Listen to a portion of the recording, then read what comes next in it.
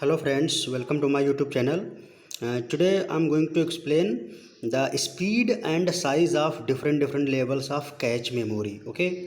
दोस्तों आज बात करते हैं कि CPU से जो कैच मेमोरी CPU के पास कनेक्टेड होती है रैम के बीच में और CPU के बीच में, तो कैच मेमोरी का जो बेसिक गोल होता है वो कंप्यूटर की स्पीड को इन्हांस करना, मींस कंप्यूटर की परफॉर्मेंस को इन्हांस करना। ठीक है, कैच मेमोरी हम रैम और सीपीयू के बीच में इसीलिए लगाते हैं ताकि सीपीयू एग्जीक्यूशन फास्ट कर सके। ठीक है, अब हम देखते हैं दोस्तों कि यहाँ पे कैच मेमोरी की भी लेवल 1, लेवल 2, लेवल 3 कनेक्टेड है। तो अगर इस प्रकार का कॉन्फ़िगरेशन हो सीपीयू से catch level 1, catch level 2, catch level 3 और उसके बाद रैम कनेक्टेड हो, ठीक है, तो सीपीयू से आप देख रहे हो कि कैच की 3 लेवल कनेक्टेड हैं और डिफरेंट लेवल बनाई गई हैं। तो कई बार एग्ज़ाम में क्वेश्चन पूछा जाता है कि जो catch level 1, catch level 2, catch level 3 में इन तीनों प्रकार की कैच में किसका साइज़ कम होगा, किसकी स्पीड ज़्यादा होगी, तो इस रेफरेंस हम बात कर रहे हैं। ठीक है, तो दोस्तों सीपीयू के पास जो कैच लेवल 1 लगी हुई मेमोरी है तो इसकी स्पीड फास्ट होती है in compare to catch level 2 और कैच लेवल 2 की स्पीड फास्ट होती है in compare to catch level 3।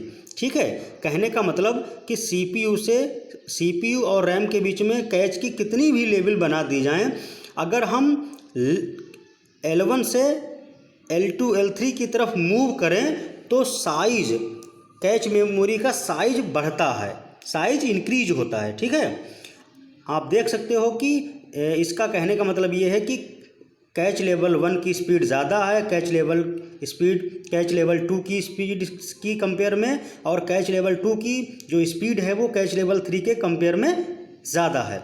ठीक है, मीन्स कैच लेवल जो L1 है वो कैच मेमोरी में सबसे फास्ट है। ठीक, ऐसे कैच मेमोरी की जितनी भी लेवल बनाई जाएंगी डिफरेंट, उसमें सबसे फास्ट कैच लेवल 1 ही रहेगी। ठीक है, जो सीपीयू के पास रहेगी। ओके, अब बात करते हैं कि जब अगर हम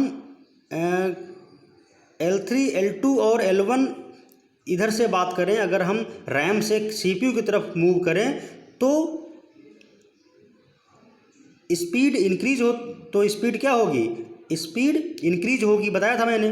ठीक है, और जब हम L1 से L2 और L2 से L3 की तरफ जाएं, मतलब सीपीयू से रैम की तरफ मूव करते हैं तो स्पीड घटती है लेकिन साइज बढ़ता है। ठीक है, दूसरे शब्दों में दोस्तों कह सकते हो कि अगर इन्हीं L1, L2, L3 cache memory को एक सीक्वेंस में लिखें तो दोस्तों L1 की जो स्पीड है वो L1 की जो स्पीड है वो ज़्यादा है L2 से, और L2 की स्पीड ज़्यादा है L3 से।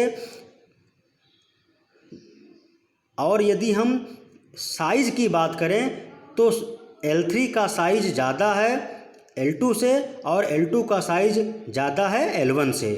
साइज़ का मतलब स्टोरेज कैपेबिलिटी या स्टोरेज एबिलिटी। ठीक है, तो दोस्तों आई होप आपको क्लियर हो गया होगा। ये कई बार कॉम्पिटिटिव एग्ज़ाम में पूछ लिया जाता है कि कैच मेमोरी की 3 लेवल हैं जो कि सीपीयू और रैम के बीच में प्लेस्ड हैं, तो उनके बीच में स्पीड के बेसिस पे रिलेशन क्या होगा।